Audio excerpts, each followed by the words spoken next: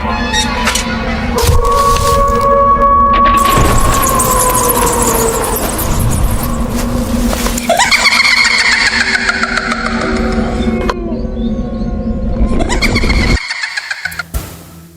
वालेकुम। नाना जी की खौफनाक कहानियों में अपने सभी सुनने वालों को खुश आमदीद कहती हूँ। जुल्फ़कार कहते हैं कि आज नाना जी की एक खौफनाक आबिदी सुनाना चाहता हूँ। नाना जी ने हमें बताया कि एक बार वो शाह साहब की तरफ वापस जा रहे थे। उस दौर में बसें भी चलती थी, लेकिन वो बिल्कुल गांव की बैरूनी हदूद पर मुसाफिरों को उतार दिया करती थी, क्योंकि गांव के अंदरूनी सड़कें बहुत ज़्यादा कच्ची होती थी, तो वहाँ पर बसें नहीं जाया करती थी। नाना जी को उस बस में शाह साहब वाले गांव के बाहर ही उतारना था, लेकिन वो बस खराब हो गई, तो नाना जी को मजबूरी के तहत एक गांव पहले ही उतरना पड़ा। सारे मुसाफिर उतर चुके थे। नाना जी को पता था कि उस गांव में उनका कोई भी जानने वाला अजीज या कोई दोस्त नहीं है, तो वो रात कैसे किसी के घर गुजारेंगे। नाना जी ने कहा कि मुझे इधर ही उतार दो, मैं यहाँ से खुद ही आगे चला जाऊंगा। नाना जी कहते, ये मेरा पैदल सफ़र था, मुझे उस गांव के रास्ते का मालूम था। उस गांव के अंदर से भी एक सड़क शासा वाले गांव की तरफ जाती थी। वो सड़क बहुत ज़्यादा लंबी नहीं थी, सिर्फ दरमियान में आता था एक पुराना कब्रिस्तान। उस 3-4 किलोमीटर का सफ़र था जो नाना जी ने पैदल करना था। रात के 1 बज रहे थे। पहले नाना जी ने सोचा कि वापस घर लौट जाता हूँ, लेकिन हम लोगों का गांव भी खासा दूर था। फिर नाना जी ने पैदल चलने का फैसला किया। नाना जी कहते हैं कि मैं अल्लाह का कलाम पढ़ता, दुरूद पाक पढ़ता, आयत कुर्सी पढ़ता, उन रास्तों पर गामसन था। उस गांव में मैं दिन के वक्त भी एक दफ़ा उस रास्ते से गुजरा था, इसलिए मुझे उस रास्ते का मालूम था। जैसे मैं कब्रिस्तान वाले रास्ते पर आया, मुझे कब्रिस्तान से अजीबोगरीब आवाज़ें सुनाई दे रही थीं। दूर फिज़ा में कुत्तों के भौंकने की बहुत ज़्यादा आवाज़ें थीं, लेकिन वो खासी दूर थीं। कब्रिस्तान से ऐसी आवाज़ें आ रही थी जिस तरह से कोई तकलीफ़ में मुब्तला है। हाय हाय करने की आवाज़ें आ रही थीं, और वो कराहने की आवाज़ें किसी मर्द की थीं। नाना जी को पता था कि ये रात का वो पहर है जब मुझे कब्रिस्तान में नहीं जाना, क्योंकि ये कोई भी इंसान नहीं है, ये कोई और मखलूक है। नाना जी कहते, मैंने उस वक्त आयतुल कुर्सी और दुरूद पाक का विर्द बहुत तेज़ कर दिया और बड़े तेज़ कदमों के साथ उस रास्ते को पार करने लगा। जैसे ही कब्रिस्तान के पास से गुजरा, उसने और शोर मचाना शुरू कर दिया और भयानक आवाज़ों में रोने लग गया। नाना जी ने उसकी तरफ बिल्कुल भी ध्यान नहीं दिया। तभी नाना जी कहते, मेरे सामने वाला रास्ता बिल्कुल खाली था। नाना जी जब रात को सफ़र पर जाते थे तो हमेशा अपने साथ लालटेन रखा करते थे। उन्होंने अपनी लालटेन रोशन की हुई थी और वो चलते हुए जा रहे थे। नाना जी कहते, कब्रिस्तान अभी ख़त्म नहीं हुआ था, मैं उसी कच्चे रास्ते पर चल रहा था। तभी क्या देखता हूँ, मेरे आगे आगे भी कोई चलने लग गया। वो एक नौजवान मर्द था। उसकी आधी आधी टांगें नज़र आ रही थीं और आधी आधी टांगें बेलिबास थीं। जिस्म के ऊपर सिर्फ एक कपड़ा था जिससे उसने अपना आधा जिस्म कवर किया हुआ था। कंधे भी नज़र आ रहे थे और उसकी बालों की एक लंबी सी चोटी भी थी। उसी तरह से आवाज़ें निकालता हुआ मेरे आगे आगे जा रहा था। कभी कुछ बोलने लग जाता, कभी कुछ बोलने लग जाता। नाना जी को पता था ये जिन है, हमलावर नहीं हो सकता, क्योंकि उसे पता था कि मैं भी एक आमिल हूँ, लेकिन मुझे डराने की कोशिश कर रहा था। अगर उस वक्त मैं कब्रिस्तान में चला जाता तो शायद वो मेरे पर हमलावर भी हो जाता। तभी चलता चलता जाकर एक दरख्त के नीचे खड़ा हो गया। वो दरख्त जो था, वो दरख्त बहुत बड़ा पीपल का एक दरख्त था, जिसके नीचे जाकर खड़ा हो गया। आंखें ऐसी थी कि आंखों से रोशनी निकल रही थी, अंगारे निकल रहे थे। नाना जी ने वो जलती हुई लालटेन अपने उस हाथ की तरफ कर ली जिस हाथ की तरफ वो खड़ा था और वो दरख्त आना था। नाना जी कहते हैं, जैसे ही मैंने लालटेन उस तरफ की, अब उसमें आग जल रही थी, वो डर गया और एकदम से उछलकर, जिस तरह से किसी चीज़ को कोई स्प्रिंग लगे होते हैं, درخت کے اوپر چڑھ گیا۔ نانا جی جب درخت کے پاس سے گزرے تو خوفناک کہکے میں ہنسنے لگا اور کہنے لگا، تم میرے سے ڈر نہیں رہے، میں نے تو تمہیں ڈرانے کی پوری کوشش کی ہے۔ اس کے بعد پھر سے عجیب و غریب آوازوں میں کچھ گنگنانے لگ گیا۔ نانا جی کہتے، میں نے بالکل بھی دھیان نہیں دیا، چپ چاپ میں چلنے لگ گیا۔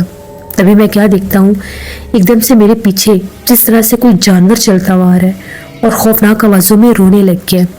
نانا جی کہتے، آواز ایسی تھی جس طرح سے کوئی کتا ہے اور میرے پیچھے چلتا چلتا رو رہا ہے۔ تبھی دیکھتے دیکھتے وہ کتا بالکل میرے ساتھ ساتھ ہو کر چلنے لگ گیا۔ میں رکتا تھا، ہلکے سے قدم کرتا تھا تو وہ کتا رک جاتا تھا، میں تیز ہوتا تھا تو وہ کتا تیز ہو جاتا تھا۔ کالا سیاہ کتا، خاصا بڑا کتا تھا، لیکن میرے نزدیک نہیں آ پا رہا تھا کیونکہ نانا جی کہتے ہیں میں نے اپنے اوپر حصار کیا ہوا تھا۔ تبھی ایک دم سے وہ کتا بھاگتا ہوا میرے آگے ہو گیا، جس طرح سے کبھی میرا راستہ روکنے کی کوشش کرنے لگا۔ نانا جی کہتے ہیں میں نے پھر بلند آواز میں قرآن پاک پڑھنا شروع کر دیا۔ کہتے جیسے میں نے بلند آواز میں قرآن پاک پڑھنا شروع کیا، وہ جو کتا تھا تھوڑا تیز بھاگنے لگا۔ تبھی بھاگتے بھاگتے وہ 3-4 کتے بن گئے۔ اب تھے میرے فاصلے پر لیکن تھے میرے آگے آگے۔ بڑی خوفناک آوازیں نکالیں، تھے جانور لیکن انسانوں کی طرح آوازیں نکال رہے تھے، بول رہے تھے، ہنس رہے تھے۔ تبھی ایک دم سے ایک طرف جس طرح سے 2-3 درخت آئے، ان تینوں درختوں کے اوپر عجیب و غریب سی آوازیں پہلے ہی گونج رہی تھیں۔ ان درختوں کے اوپر سے بھی کسی نے نیچے چھلانگیں لگائیں، وہ سارے اسی روپ کے تھے جو میرے آگے آگے چل رہا تھا۔ اب ان تینوں کے پاس وہ ایک ایک جا کر کالا کتا کھڑا ہو گیا۔ اب ان تینوں نے خوفناک آوازوں میں رونا شروع کر دیا اور ساتھ وہ جانور بھی رو رہے تھے۔ کہتے سفر اتنا خوفناک ہو چکا تھا کہ اب میں تھوڑا سا ڈر گیا کہ ان کی تعداد بڑھتی ہی جا رہی ہے، کہ یہ سارے مل کر میرے پر حملہ آور نہ ہو جائیں۔ میں نے فوراً سے شاہ صاحب کی وہ تسبیح پڑھنا شروع کر دی جو شاہ صاحب مجھے تب بتایا کرتے تھے جس وقت شاہ صاحب میرے سے کوئی عمل کروایا کرتے تھے۔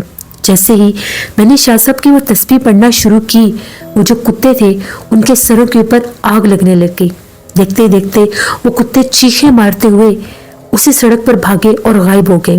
اب وہ جو تینوں مرد تھے، وہ جو جن تھے جو مردوں کے روپ میں کھڑے تھے، وہ تینوں اچھل کر انہیں درختوں کے اوپر چڑھ کر بھیانک آوازوں میں رونے لگے اور یہ کہنے لگے، ہم تمہارے سامنے نہیں آئیں گے، تم یہاں سے چلے جاؤ اور یہ کلام مت پڑھو۔ نانا جی کہتے ہیں میں نے وہ کلام بہت اونچی آواز میں پڑھنا شروع کر دی، اپنی لالٹین لیے بڑی تیزی سے وہاں سے گزر گیا۔ اب آگے جا کر ایک اور سڑک تھی، وہاں سے مڑ کر تھوڑا سا ہی آگے جانا تھا تو شاہ صاحب والے گاؤں کی سڑک شروع ہو جانی تھی۔ کہتے پیچھے سے مجھے بڑی انہوں نے آوازیں دی، بڑی خوفناک آوازیں بھی نکالی۔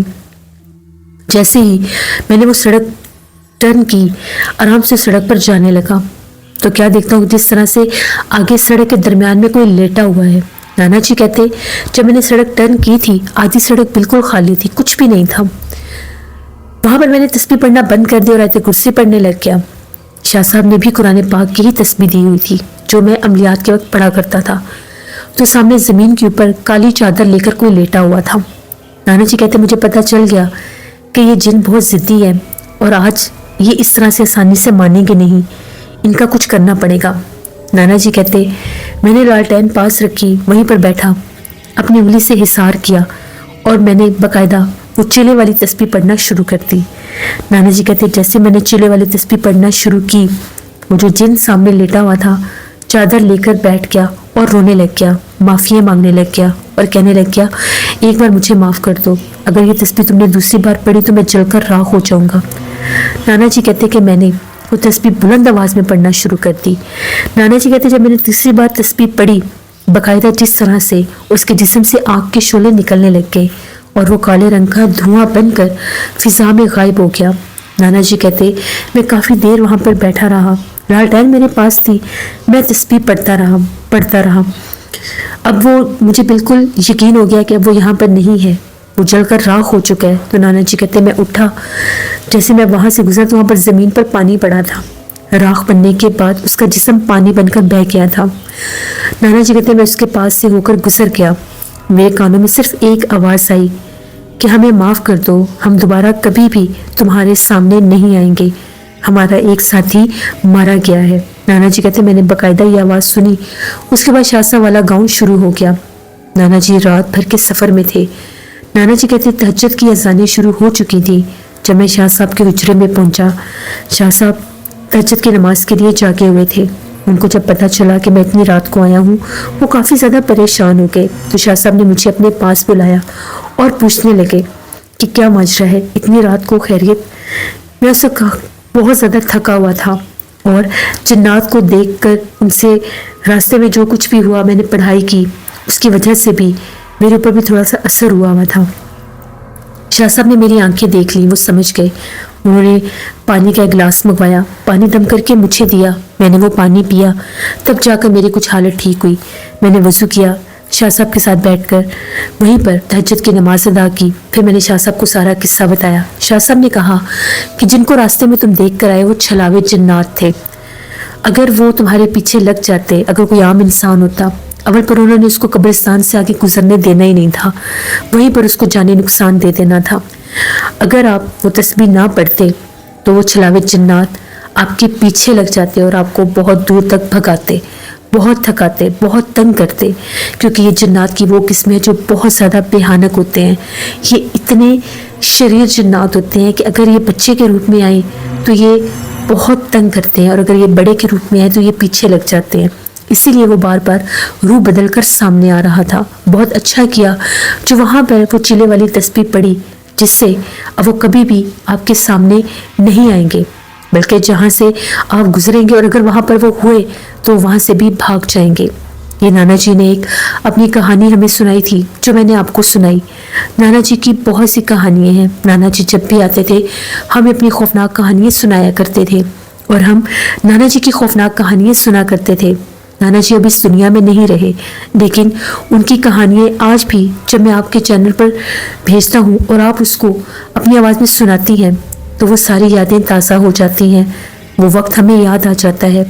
कल मैं आपके साथ नाना जी की एक और खौफनाक कहानी ज़रूर शेयर करूँगा। बहुत शुक्रिया ज़ुल्फ़कार आपका। जैसे ये थी नाना जी की एक खौफनाक कहानी। उम्मीद करती हूँ आप लोगों को पसंद आई होगी।